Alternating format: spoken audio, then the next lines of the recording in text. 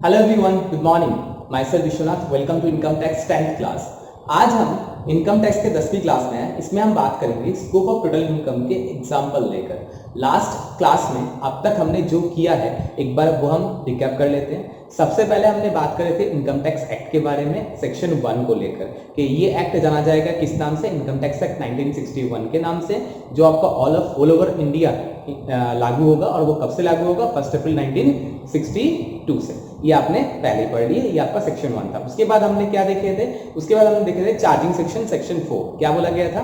Income of previous year of a person is chargeable to tax in the assessment year. ठीक है ना, जिसमें हमने प्रीवियस ईयर के बारे में, असेसमेंट ईयर के बारे में, पर्सन के बारे में और एसएससी के बारे में भी हमने पढ़ लिए थे। उसके बाद हमने बात किए थे किसको लेकर? उसके बाद हमने बात किए थे हेड्स ऑफ इनकम लेकर। हमने आपको बताया थे heads of income are 5 but sources of income are unlimited. मतलब सोर्सेस अनलिमिटेड होता है बट हेड जो होता है वो 5 होता है। पांचों हेड के टोटल इनकम को हमने क्या बोले थे? Gross total income. उसमें से 80C to 80U का रिडक्शन माइनस होने के बाद जो रह जाता है वो आपका टैक्सेबल इनकम या टोटल इनकम रह जाता है, जिसके ऊपर हमारा टैक्स का कंप्यूटेशन हुआ था।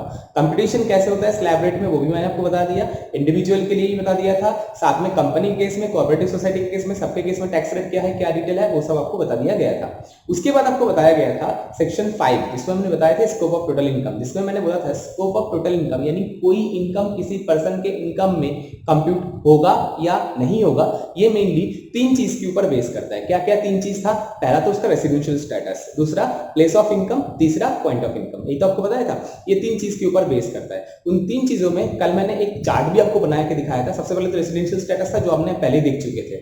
सेक्शन 6 के रेसिडेंशियल स्टेटस जो हमने इंडिविजुअल की भी देख लिए थे, एचयूएफ का देख लिए थे, एओपी बीवाई का भी देख लिए थे, फर्म का भी देख लिए थे, कंपनी का भी हमने देख लिए थे। आज हम बात करेंगे उसी का ही, इंडिविजुअल का इनकम में कौन सा इनकम कंप्यूट होगा रेसिडेंट के लिए, कौन सा इनकम नहीं होगा, इसी के बारे में डिटेल हम देखेंगे। इसमें लिए एक चार्ट भी हमने कल बनाया था, याद होगा आपको। हमने बताया थे कि कोई इनकम अगर रिसीव्ड इन इंडिया होता है या माना जाता है deemed received in India, deemed received के बारे में सेक्शन 7 में आपको बताया गया था।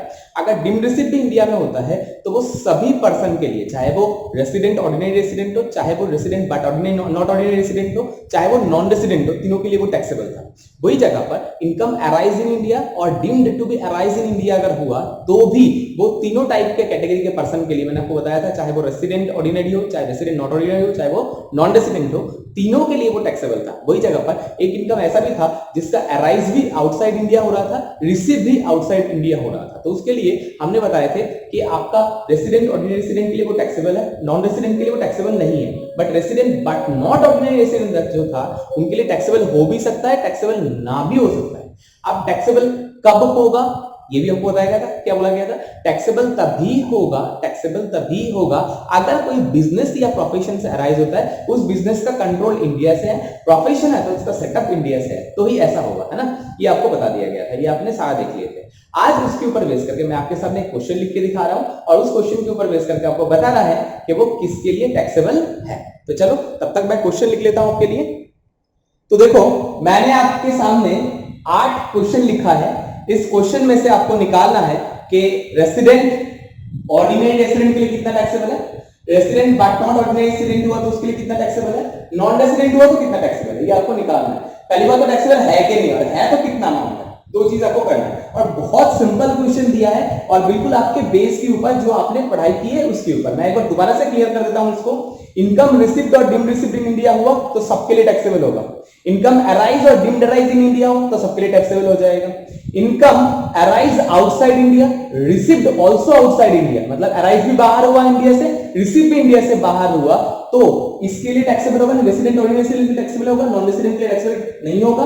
और नॉट ऑर्डिनरी रेसिडेंट जो उनके लिए टैक्सेबल हो भी सकता है, नहीं भी हो सकता। हो सकता है तब अगर वो बिजनेस या प्रोफेशन से और उसका कंट्रोल एंड मैनेजमेंट इंडिया में है, या प्रोफेशन हुआ तो सेटअप इन इंडिया है, तो ही होगा, अदरवाइज नहीं होगा। आपको बेस क्लियर हो गया तो ये चीज आपके लिए कुछ भी नहीं है, आप 1 मिनट में कर दोगे। मैं आपको बताता हूं, मैं लिखा वैसे इंग्लिश में है, मैं आपको पढ़ के सुनाता हूं पहले क्वेश्चन, फिर आप खुद निकालो, फिर मैं आपको उसका आंसर भी बताता हूं। पहला क्वेश्चन देखो क्या लिखा हुआ है, income from house property in Japan. क्या लिखा हुआ है? Income from house property in Japan remitted by tenant through SBI rupees 1 lakh. Remit कर दिया इंडिया में एसबीआई बैंक के द्वारा, कितने रुपए? 1 लाख रुपए। पहला क्वेश्चन हो गया। आप लिखो और आंसर जब तैयार करो उसके बाद मैं आपको बताता हूं। Next, interest received on bond of India, Indian company, किसी इंडियन कंपनी के बॉन्ड के ऊपर इंटरेस्ट मिला है, बट मिलाएगा आउटसाइड इंडिया ₹50,000, इंडिया से बाहर मिला है, बट बॉन्ड का कहां का है, इंडियन कंपनी का है, बॉन्ड इंडियन कंपनी का है, बट रिसीव हो रहा है कहां, इंडिया से बाहर। तो बताओ क्या होगा, समझ में आ गया होगा? चलो नहीं आया तो कोई बात नहीं, मैं बता दूंगा, don't worry. Next option, dividend received from Japanese company, Japanese company से रिसीव हुआ है आउटसाइड इंडिया ₹60,000, ₹60,000 रिसीव हुआ है इंडिया से बाहर किसी जापानीज कंपनी से। चलो कोई बात नहीं। Dividend receive from Sri Lankan company, Sri Lankan company से रिसीव हुआ है, बट रिसीव कहां हुआ है, इन इंडिया। यहां देखो, यहां तक आउटसाइड इंडिया चल रहा था, यहां क्या हो गया, इन इंडिया हो गया। तो बताओ क्या होगा? ठीक है। Next, income from business in Iran, Iran में बिजनेस है, and received there which is not controlled from India, जो इंडिया से कोई कंट्रोल नहीं है, कितने रुपए, 1,00,000 रुपए। चलो कोई बात नहीं। Profit on sale of building in India, देखो बात तो देखो, बिल्डिंग को सेल किया है, बिल्डिंग कहां का है, इंडिया में, इंडिया में एक बिल्डिंग था उसको बेच दिया है, रिसीव किया है कहां पर, अमेरिका पे ₹80,000। प्रॉफिट जो कैलकुलेटेड हुआ है वो 80,000 रुपया, यानी 80,000 रुपए उसको बेच के प्रॉफिट मिला है, कहा इंडिया का बिल्डिंग बेच के पैसा कहां मिला, अमेरिका मिला। चलो कोई बात नहीं, बात कर लेंगे, समझ में आ गया? वैसे तो जिनको समझना है और नहीं समझना है कोई बात नहीं, मैं बैठा हूं, मैं आपको इसको ही समझाने के लिए हूं क्लास में, इसी को मैं आपको समझाऊंगा, इससे क्लियर हो जाएगा आपके दिमाग से जो अभी बादल धुंधला सब कुछ हो रहा है, वो सब कुछ क्लियर आपको हो जाएगा, बेफिक्र रहो। Next, profit from A business in Kolkata, Kolkata से प्रॉफिट रिसीव हुआ है एक बिजनेस से, manage from outside India, management इसका बाहर है, आउटसाइड इंडिया से मैनेज होता है, कितने रुपए, 90,000 रुपए। Profit from hotel business in Japan, Japan में एक होटल बिजनेस है, उसमें से प्रॉफिट रिसीव हुआ है कितना, 40,000 रुपए। आप बताओ क्या होगा, एक एक करके हम बताएंगे। पहले आपने क्वेश्चन को लिख लिया होंगे, शायद क्वेश्चन में आपको कोई दिक्कत नहीं, अब मैं एक एक करके आपको आंसर बताऊं। चलो अब आंसर डिस्क्राइब करते हैं। सबसे पहला, income from house property in Japan, Japan में हाउस प्रॉपर्टी है, but remitted by tenant through SBI ₹1,00,000 रुपए, मतलब एसबीआई के द्वारा इंडिया में रिसीव किया है, इंडिया में भेज दिया गया, तो रिसीव कहां हुआ, इंडिया। अराइज तो बाहर हुआ था, बट रिसीव कहां हो गया, इंडिया। जब रिसीव्ड इंडिया हो गया या डीम्ड रिसीव्ड इंडिया हो गया तो क्या हो गया, सबसे टैक्सेबल। तो इसका मतलब ये हो गया, ये 1,00,000 रुपए resident, ordinary resident, resident but not ordinary resident, non resident, सबके लिए टैक्सेबल होगा। अगर ये इंडिया में रिसीव ना करके बाहर रिसीव करता तो, मतलब रिसीव अगर इंडिया में नहीं होता, प्राप्ति इंडिया से बाहर ही होता, तो सिर्फ और सिर्फ इसके लिए टैक्सेबल होता, इन दोनों के टैक्सेबल नहीं होता। क्यों?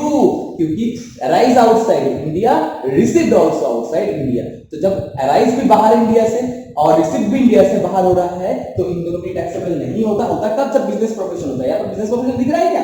कहां दिख रहा है? ये तो बोल रहा है हाउस प्रॉपर्टी का इनकम है, तो हाउस प्रॉपर्टी का इनकम है और इंडिया में रिसीव करोगे तो टैक्सेबल तो होगा ही ना भाई। अगर इंडिया से बाहर रिसीव करते तो टैक्सेबल नहीं होता, सिर्फ रेसिडेंट और ऑर्डिनरी रेसिडेंट के लिए टैक्सेबल होता, बाकी दोनों के लिए टैक्सेबल नहीं होता। समझ में आ गया? यानी रिसीव्ड इन इंडिया हो गया तो सबके लिए टैक्सेबल रहेगा, वो आपने देख लिया, पहला एग्जांपल आपका वही था।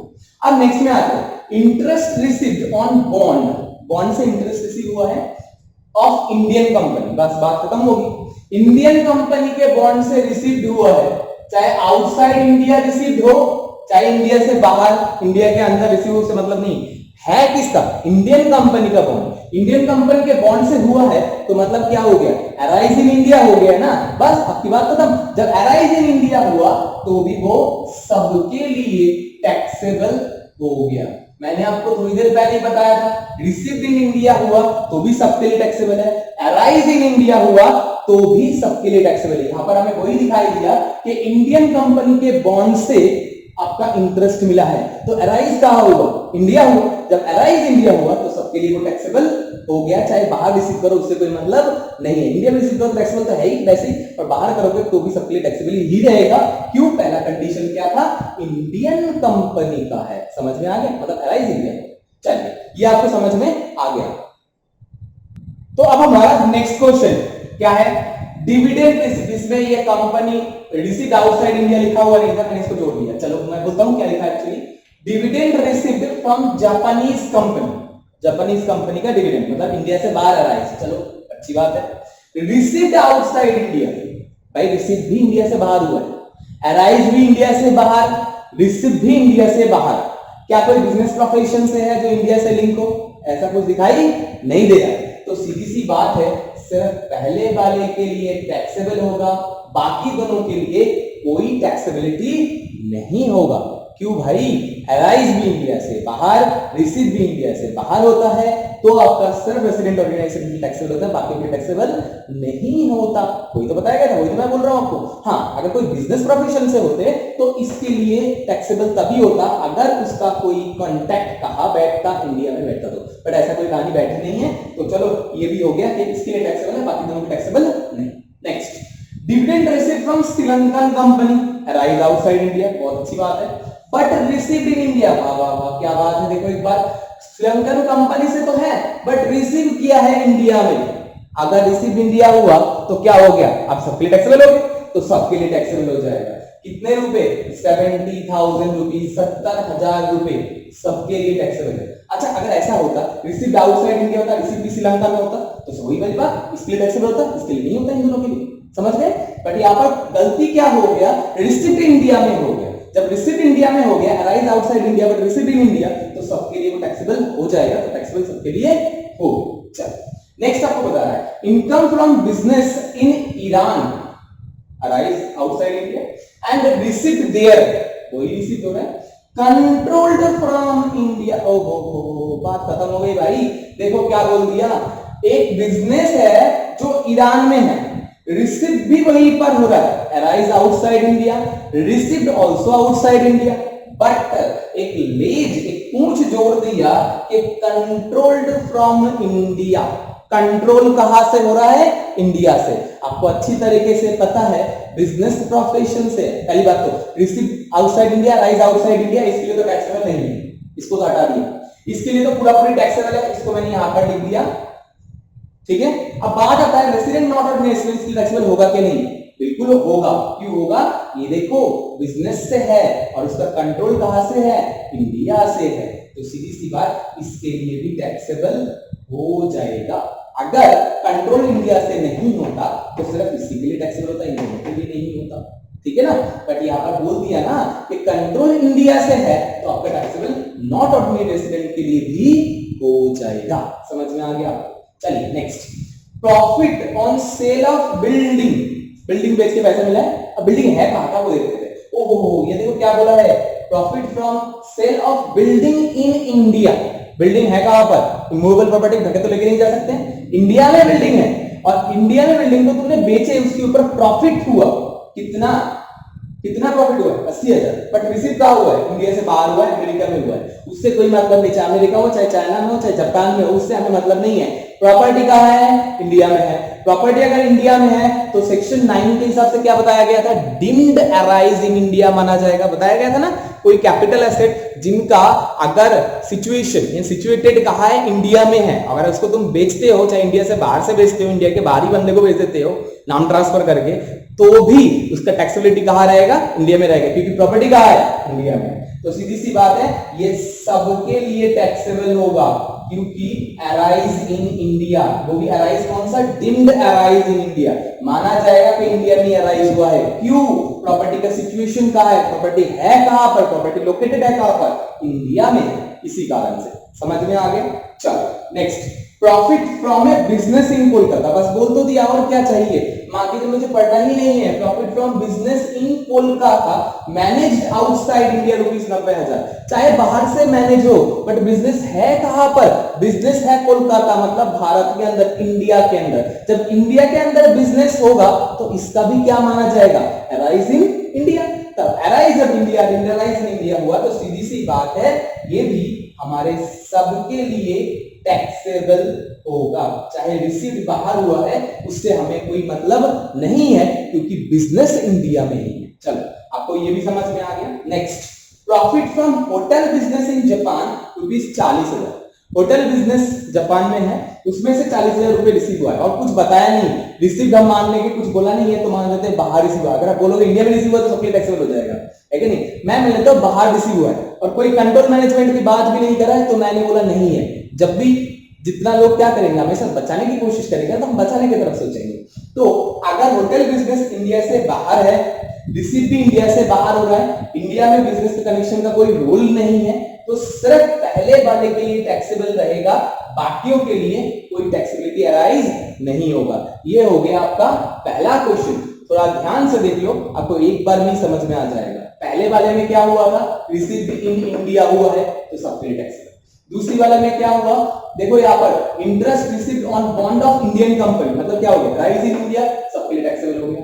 Dividend received from Japanese company but received outside India, dividend received from Japanese company, arise outside, है ना। और रिसीव भी कहां हुआ है, आउटसाइड इंडिया हुआ है, अराइज भी बाहर, रिसीव भी इंडिया से बाहर, तो पहले वाले के लिए टैक्सेबल होता है, बाकियों के लिए नहीं होता, तो वही यहां पर हुआ है।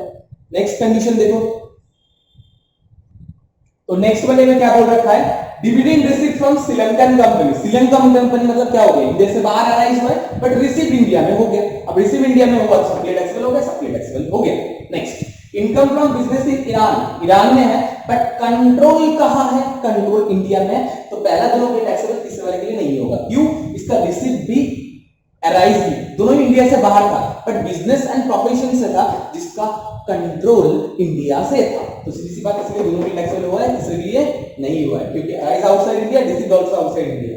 और इसके टैक्सेबल क्यों हुआ, अराइज भी बाहर था, रिसीव भी बाहर था, फिर टैक्सेबल इसके लिए हुआ। क्यों, क्योंकि बिजनेस प्रोफेशन था जिसका कंट्रोल कहां से हो रहा था, इंडिया से, इस कारण से इसलिए टैक्सेबल हुआ। Next, profit on sale of building in India, India में बिल्डिंग था उसको बेच दिया, तो सीधी सी बात है क्या हो जाएगा, अराइज इन इंडिया बोल के माना जाएगा, तो सबके लिए टैक्सेबल हो जाएगा। Profit from business in Kolkata, same कहानी, अराइज इन इंडिया, सबके टैक्सेबल हो जाएगा।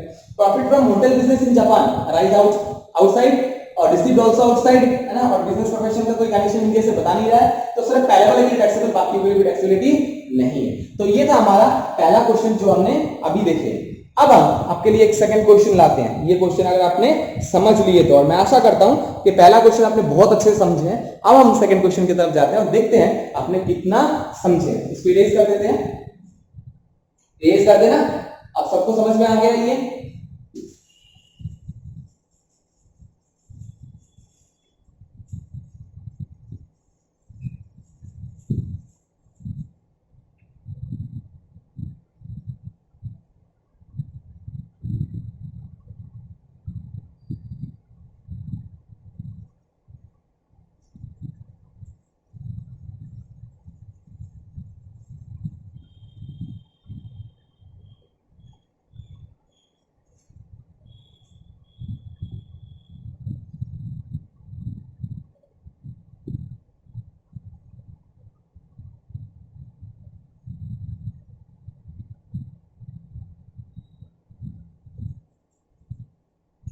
चलो मैं क्वेश्चन को लिख लेता हूं। मैंने आपके सामने कुछ और क्वेश्चन लिखा है, आप एक बार इस क्वेश्चन को आप ध्यान से देखें। ये थोड़ा सा डिफरेंट क्वेश्चन आ गया है ना, अब तक जो क्वेश्चन किए थे वो कॉमन क्वेश्चन था, अब मैं आपको थोड़ा सा डिफरेंट क्वेश्चन दिया है। मैं आपको बताता हूं, सबसे पहला क्वेश्चन बता रखा है, dividend receive from an Indian company ₹10,000। अगर आप इंडियन कंपनी से कोई डिविडेंड रिसीव करते हैं तो क्या होगा, मैं बताऊंगा। अभी पहले क्वेश्चन आप लिख लीजिए, उसके बाद दूसरा बता रखा है, past foreign untaxed income brought, bring का past from, brought to India ₹20,000, ₹20,000 का पास्ट अनटैक्स्ड प्रॉफिट को इंडिया में लाया गया। चलो कोई बात नहीं। Income received in Canada from an profession which is set up in India and extended to there ₹30,000। एक कनाडा में प्रोफेशन से कुछ इनकम हुआ है, कितने, ₹30,000, जिसका सेटअप पहले इंडिया में हुआ था, बाद में एक्सटेंड करके कनाडा तक लेके गया है। Share of income from HUF से शेयर ऑफ इनकम मिला है, कितने रुपए, ₹40,000। Share of profit from A partnership firm ₹50,000, partnership firm से शेयर ऑफ प्रॉफिट मिला है। Next, gift received from relative ₹60,000 on account of marriage, on occasion of marriage, marriage के purpose में आपको ₹60,000 का गिफ्ट मिला है, वो भी रिलेटिव से। ये सारे इंपॉर्टेंट पॉइंट इसमें बता रखा है। एक्चुअली ये पॉइंट्स जो है ये आपका उन इनकम से थोड़ा सा डिफरेंट है, इसीलिए मुझे इसको अलग से बोलना पड़ा। वो सारे इनकम तो आपने समझ लिए कि अगर कोई इनकम रिसीव्ड इन इंडिया होता है तो सबके लिए टैक्सेबल है, डीम्ड रिसीव्ड इन इंडिया है तो भी सबके लिए टैक्सेबल है। अगर कोई इनकम अराइज इन इंडिया है तो सबके लिए टैक्सेबल है, अगर डीम्ड अराइज इन इंडिया है तो भी सबके लिए टैक्सेबल है। अगर कोई इनकम अराइज इंडिया से बाहर हुआ है, रिसीव भी इंडिया से बाहर हुआ है, तो आपका रेसिडेंट ऑर्डिनरी रेसिडेंट की टैक्सेबल है, resident but not ordinary resident की टैक्सेबल भी हो सकता है, नॉन टैक्सेबल भी हो सकता है, और नॉन रेसिडेंट जो होता है उनके लिए टैक्सेबल नहीं होता। रेसिडेंट और नॉट ऑर्डिनरी रेसिडेंट के लिए टैक्सेबल तभी होता है अगर कोई बिजनेस या प्रोफेशन से होता है, और बिजनेस और प्रोफेशन का सेटअप या कंट्रोल कहां से होता है, इंडिया से होता है। तो ये आपने पहले सीख लिए थे। अब इसमें कुछ एक्स्ट्रा टॉपिक आपको बता दिया गया है जिसको आपको समझना पड़ेगा। मैं आपको बताता हूं। सबसे पहले बता रखा है dividend receive from domestic company. ध्यान रखना, जब भी आप कोई डिविडेंड डोमेस्टिक कंपनी से रिसीव करते हो तो गवर्नमेंट उसको 100% एग्जेम्पशन दे रखा है एज पर सेक्शन 1034 के हिसाब से। ये जो एग्जेम्पशन का आपका जो सेक्शन है वो सेक्शन 10 है। सेक्शन 10 में आप देखना जितना भी आपका इनकम है वो सब एग्जेम्प्टेड इनकम के बारे में आपको बताया गया है। तो एग्जेम्प्टेड इनकम में सेक्शन 1034 में यही बताया गया है कि अगर आप किसी डोमेस्टिक कंपनी, मतलब आप इंडिया के हो, इंडिया के डोमेस्टिक कंपनी में कोई शेयर में परचेस किए थे, इंडिया के बाहर की हो डोमेस्टिक कंपनी में कुछ शेयर में इन्वेस्ट किए थे, उसमें से अगर आपको कोई डिविडेंड मिलता है वो पूरा 100% आपका एग्जेम्प्टेड होगा, यानी टैक्स फ्री होगा। समझ में आ गया? उसके ऊपर कहीं कोई टैक्स देने की जरूरत नहीं। आप चाहे इंडिया में रिसीव कर रहे हो वो पैसा, डिविडेंड का पैसा, चाहे आप इंडिया से बाहर रिसीव कर रहे हो तो भी उसमें कोई फर्क नहीं पड़ेगा। समझ में आ गया आपको जो मैं बताना चाहा? तो डिविडेंड अगर आप रिसीव कर रहे हो इंडियन कंपनी से तो सबके लिए वो एग्जेम्प्टेड रहेगा, यानी माइनस एज पर सेक्शन 1034। यहां ना लिख के यहां लिख देता हूं, ठीक है? हो जाएगा? समझ में आ गया? कोई दिक्कत है? अच्छा, इसी जगह पर अगर कोई और कंपनी से होता, कोई चाइनीज कंपनी से होता, कोई अमेरिकन कंपनी से होता, कोई जापानीज कंपनी से होता, तो वो इनकम फ्रॉम अदर सोर्स हो जाता और वो टैक्सेबल हो जाता। अगर वो इंडिया में रिसीव हो रहा है सबके लिए, अगर इंडिया में रिसीव ना होकर रिसीव बाहर होता है तो सिर्फ पहले वाला यानी रेसिडेंट एंड ऑर्डिनरी रेसिडेंट के लिए टैक्सेबल रहेगा, बाकी किसी लिए टैक्सेबल नहीं रहेगा। समझ में आ गया आपको? चलिए, ये आपने समझ। Next, past foreign untaxed income bought to India, जो इनकम पहले टैक्स नहीं लगा बाहर, बाद में जब अब तुम लेके आओगे तो सेकंड टाइम में तो ही नहीं। मैंने बोला था ना, टैक्स हमेशा इनकम जिस टाइम अराइज होता है उसी टाइम फर्स्ट टाइम के लिए होता है, नेक्स्ट टाइम के लिए कोई मतलब नहीं। जिसके ऊपर ऑलरेडी टैक्स लग चुका है या जिसके ऊपर पहले टैक्स नहीं लगा अब उसके ऊपर टैक्स क्यों लगेगा? इसीलिए ये भी सबके लिए टैक्स फ्री हो जाएगा, इसके ऊपर भी कोई टैक्स देने की जरूरत नहीं है। समझ में आ गया? तो ये भी एग्जेम्प्टेड इनकम बोल के माना जाएगा। नेक्स्ट, एग्जेम्प्टेड अब के लिए, पहले के नहीं, मतलब पहले टैक्स नहीं लगा तो अब नहीं लगेगा, बस ये ध्यान रखना, ठीक है? एग्जेम्प्टेड नहीं, क्योंकि टैक्स तो लगेगा ही लगेगा, जब पहले लगा था ये तो पहले लगना चाहिए था, है ना? या तो अब अगर रियलाइज होता तो अब लग जाता, बट पहले जब नहीं लगा था तब जब उसको बाद में तुम रिट्राइव करके इंडिया ला रहे हो तब उस टाइम कोई टैक्स नहीं लगता उसमें। Next, income received in Canada from a profession. ध्यान से बात को, रिसीव बाहर हुआ है, अराइज भी बाहर हुआ है, बट किससे हुआ है? एक प्रोफेशन से हुआ है, ठीक है भाई, अच्छी बात है। Which is set up in India। ओ देखो यहाँ पर क्या बोल रखा है, बोल रहा है वो प्रोफेशन जो है वो सेटअप इंडिया में हुआ था, बाद में वो एक्सटेंड होके उसका एक ब्रांच कनाडा में भी है। अब जो बंदा है वो कनाडा में काम कर रहा है, वही से रिसीव कर रहा है क्या? आपका प्रोफेशन से इनकम रिसीव कर रहा है। कितने रुपए? 30,000 रुपए। तो बताओ किसके लिए टैक्सेबल होगा? सबसे पहली बात तो इसके लिए तो टैक्सेबल हो ही जाएगा, और इसके लिए टैक्सेबल नहीं होगा। अब बात आता है इसके लिए टैक्सेबल क्यों नहीं हुआ? क्योंकि अराइज भी आउटसाइड इंडिया, रिसीव भी आउटसाइड इंडिया, तो इसके लिए कोई मतलब नहीं, चाहे इंडिया से कंट्रोल होता हो चाहे कहीं से मतलब हो, उससे मतलब नहीं था इसका, है ना? तो ये तो हो गया, इसके लिए कोई टैक्सेबिलिटी नहीं है। क्यों? अराइज भी बाहर हो रहा है, रिसीव भी बाहर हो रहा है, तो नॉन रेसिडेंट के लिए कोई टैक्सेबिलिटी अराइज नहीं होता। इनके लिए तो हर टैक्सेबल है, तो ये तो टैक्सेबल रहेगी नहीं। बात आता है आपका रेसिडेंट नॉट ऑर्डिनरी रेसिडेंट हुआ तो क्या होगा? आप ध्यान करो, रेसिडेंट नॉट ऑर्डिनरी रेसिडेंट में क्या बताया गया था कि इनकम अराइज भी outside India, received outside India. अगर कोई बिजनेस प्रोफेशन से होता है तो क्या बोला? अगर कोई बिजनेस या प्रोफेशन से होता है और जिसका कंट्रोल एंड सेटअप, कंट्रोल या सेटअप अगर इंडिया में होता है, तो यहाँ पर तो ऐसा ही कुछ बोला है ना, ये देखो ना, सेटअप इन इंडिया बोल दिया है, तो बात खत्म हो गई। मतलब हमें पॉइंट मिल गया कि सेटअप इंडिया में था, तो सेटअप इंडिया में था और बाद में एक्सटेंड हुआ है, तो मतलब ये हो गया रेसिडेंट नॉट ओनली रेसिडेंट के लिए ये टैक्सेबल हो जाएगा। अगर सेटअप इंडिया में नहीं होता, बिजनेस होता तो कंट्रोल इंडिया से नहीं होता, तो इसके लिए भी वो टैक्सेबिलिटी अराइज नहीं होता। किसके लिए? Resident not only resident. But अब होगा, क्यों होगा? क्योंकि सेटअप इन इंडिया बोल दिया है हमें, क्योंकि सेटअप इंडिया में था, बाद में एक्सटेंड होकर वहां तक पहुंचा। चलो हमें ये भी समझ में आ रहा है। Next, share of income from HUF rupees 40,000। HUF से कोई भी आपका शेयर ऑफ इनकम मिलता है, ये पूरा एग्जेम्प्टेड होता है। क्यों एग्जेम्प्टेड होता है भाई? क्योंकि देखो एक बात बताओ, जब एचयूएफ का इनकम टैक्स का कंप्यूटेशन होता है, किसके ऊपर कंप्यूटेशन होता है? कर्ता के ऊपर। कर्ता का इनकम सारा कंप्यूट हो गया, उसके ऊपर टैक्स दे दिया, उसके बाद जो प्रॉफिट बचा या जो इनकम बचा वो हम क्या कर रहे हैं, जो मेंबर्स है एचयूएफ का उनके अंदर बांट दिए, तो उसके ऊपर ऑलरेडी टैक्स ऑफ मेंबर, मतलब जो आपका कर्ता है वो तो ऑलरेडी दे चुके हैं ना, तो जिसके ऊपर ऑलरेडी टैक्स दिया जा चुका है उसके ऊपर दोबारा से कैसे होगा? सेम कहानी डोमेस्टिक कंपनी में भी सेम इसी कारण से होता है। डोमेस्टिक कंपनी में भी उस प्रॉफिट के ऊपर ऑलरेडी टैक्स दिया गया है, उसके बाद ही वो डिविडेंड बटा गया है, तो जिसके ऊपर ऑलरेडी एक बार टैक्स हो चुका है उसके ऊपर दोबारा से कैसे टैक्स होगा? तो जिस चीज के ऊपर एक बार टैक्स अप्लाई हो जाता है उसके ऊपर दोबारा से टैक्स अप्लाई नहीं होता, अगर होता तो उसको टैक्स कैस्केडिंग इफेक्ट बोलते हैं, बट यहाँ पर ऐसा नहीं है। इसी कारण से एचयूएफ में जो एक बार टैक्स दे चुके हैं एचयूएफ की इनकम के ऊपर करता, उस इनकम के ऊपर मेंबर के लिए दोबारा टैक्स नहीं लगेगा, इसीलिए मेंबर के लिए ये पूरा पूरा एग्जेम्प्टेड होगा as per section 10, as per section 10 के हिसाब से, है ना।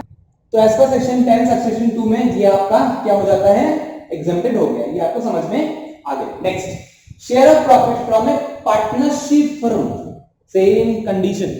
क्या होता है पार्टनरशिप फर्म में, पार्टनर्स के मतलब जो कंपनी है, पार्टनरशिप फर्म है, कंपनी गलत बोल दिया, पार्टनरशिप फर्म है, उसके ऊपर इनकम होता है, इनकम के ऊपर टैक्स कंप्यूटेशन होता है, टैक्स कंप्यूट होकर टैक्स देने के बाद जो प्रॉफिट रहता है वो आप पार्टनर्स के बीच में बांट दिया गया। अब जो बांट दिया गया वो क्या है, ऑलरेडी टैक्स प्रॉफिट है, मतलब उसके ऊपर ऑलरेडी टैक्स लग चुका है, तो जिसके ऊपर ऑलरेडी टैक्स लग चुका है वो कैसे दोबारा से टैक्सेबल होगा। इसीलिए पार्टनरशिप फर्म से, सिर्फ प्रॉफिट के लिए बोल रहा हूं मैं, सैलरी वगैरह के नहीं बोल रहा हूं, पार्टनरशिप फर्म से अगर पार्टनर्स को कोई सैलरी मिलता है, कोई इंटरेस्ट मिलता है, वो टैक्सेबल रहेगा। बट अगर कोई प्रॉफिट मिलता है पार्टनरशिप फर्म से पार्टनर्स को, तो वो सबके लिए एग्जेम्प्टेड रहेगा। क्या रहेगा, एग्जेम्प्टेड, खाली कोई टैक्स देने की जरूरत नहीं। तो समझ में आ गया इसको। नेक्स्ट हम बताते हैं, अच्छा ये तो आपको समझ में आ गया। नेक्स्ट लास्ट सबसे important, gift received from relative for ₹60,000 on occasion of marriage. दो बातें आपको बताता है, एक तो सबसे पहली बात रिलेटिव से रिसीव हुआ है, दूसरा मैरिज से रिसीव हुआ है। पहली बात समझ लो, सेक्शन 56 के हिसाब से बताया गया है, अगर आप कोई गिफ्ट रिसीव करते हो, चाहे कैश में हो चाहे काइंड में हो, अगर आप 50,000 तक कोई गिफ्ट रिसीव करते हो तो पूरा पूरी वो एग्जेम्प्टेड होता है। 50,000 से ऊपर रिसीव करते हो, 50,000 या उससे ऊपर रिसीव करते हो तो एंटायर अमाउंट पूरा पूरी टैक्सेबल हो जाएगा, बट सब्जेक्ट टू अगर वो रिलेटिव से रिसीव नहीं हुआ है, तो मतलब रिलेटिव से रिसीव हुआ है तो एग्जेम्प्टेड है। समझ में आ गया। मैरिज के ओकेजन में रिसीव हुआ है तो एग्जेम्प्टेड है। और रिलेटिव का मतलब क्या होता है, रिलेटिव का मतलब ये होता है आपके ब्रदर से, वाइफ से, स्पाउस से, आपका वाइफ के मदर, या मतलब आपका क्या बोलते हैं फादर इन लॉ या सन इन लॉ के द्वारा, या फिर उनके कोई रिलेटिव के द्वारा, ऐसा कोई रिसीव होता है तो ये सारा रिलेटिव के सेगमेंट में आएगा। यानी वो एसएससी का स्पाउस, उसके रिलेटिव जितने भी होंगे, मतलब उसके रिलेशन में, डायरेक्ट रिलेशन में जो भी रिलेटिव होगा, उनका मदर, फादर, उनका भाई, उनका बहन, इनसे कोई भी अगर आप रिसीव करते हो तो वो पूरा एग्जेम्प्टेड रहेगा। हाँ, दूर संपर्क का नहीं होना चाहिए, डायरेक्ट रिलेशन में होना चाहिए, ठीक है, तो वो एग्जेम्प्टेड रहेगा। तो रिलेटिव से अगर आप कोई भी अमाउंट रिसीव करते हो वो पूरा पूरा एग्जेम्प्टेड रहता है। अगर आप शादी मैरिज के पर्पस में रिसीव करते हो, कोई फैमिली फंक्शन के हिसाब से रिसीव करते हो तो भी एग्जेम्प्टेड रहता है। बट अदर कोई पर्पस में अगर करते हो और 50,000 से ऊपर अगर आप रिसीव करते हो तो पूरा पूरा टैक्सेबल रहेगा। अगर मूवेबल प्रॉपर्टी है तो 50,000 तो है ही, अगर इमूवेबल प्रॉपर्टी है तो आपका जो स्टैम्प वैल्यूएशन है वो अप टू 50,000 तक एग्जेम्प्टेड है। 50,000 1 रुपए होते, यानी 50,000 1 रुपए होते आपका पूरा अमाउंट टैक्सेबल हो जाएगा। समझ में आ गया।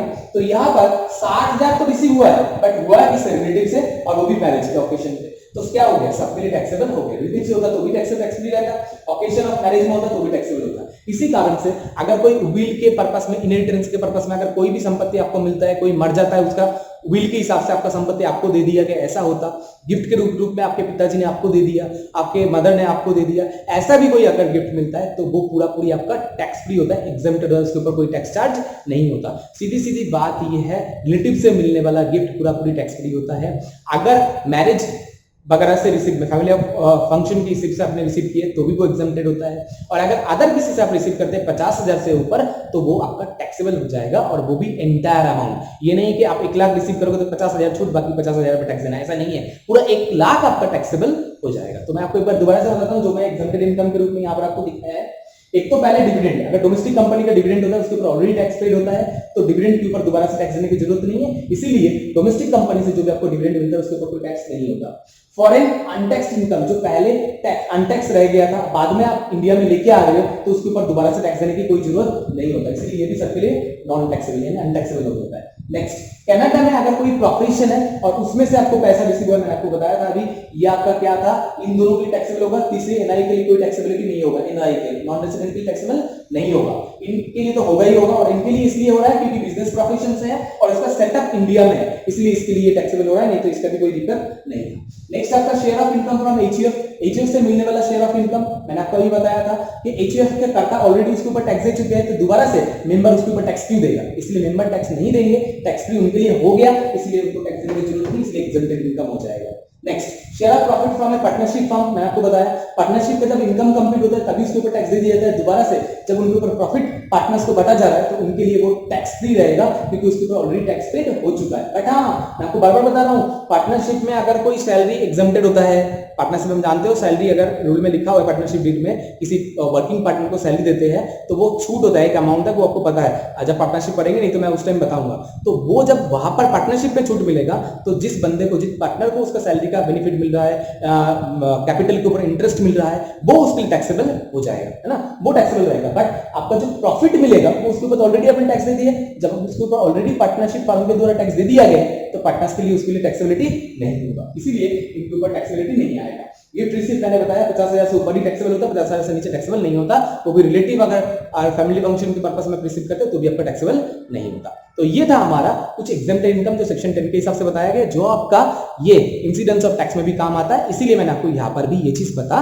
दिया ताकि आपको एक ओवरऑल आइडिया मिल जाए। पहले तो आपको आइडिया मिल ही गया था कि received in India, deemed received in India, arise in India, deemed arise in India हुआ तो सबके लिए टैक्सेबल हो जाता है, वो आपने देख लिए थे। और बिजनेस प्रोफेशन से होता है, अराइज भी बाहर और रिसीव भी बाहर होता है, तो सिर्फ आपका दोनों के लिए टैक्सेबल होता है, बाकी तीसरे वाला नॉन रेसिडेंट के लिए तो टैक्सेबिलिटी अराइज नहीं होता। साथ में ये इंपॉर्टेंट पॉइंट भी आप ध्यान रखेंगे तो आपका ये पूरा चैप्टर कवर हो जाएगा। यहां तक हमारा बेसिक चैप्टर जो हमारा था वो हमारा पहला चैप्टर कंप्लीट हो गया पूरी। इसके बाद हम हेड्स ऑफ इनकम लेके बात करेंगे और उसी हेड्स ऑफ इनकम के ऊपर टैक्सेबल इनकम का हम कंप्यूटेशन करेंगे। Thank you. अगर आप लोगों को इसमें कुछ डाउट या क्वेरी है तो डाउट सेशन में आप इसको जरूर से क्लियर कर लीजिएगा ताकि आगे जाने में आपको कोई दिक्कत ना आए। ठीक है, थैंक यू, जय हिंद। आज के लिए इतना ही।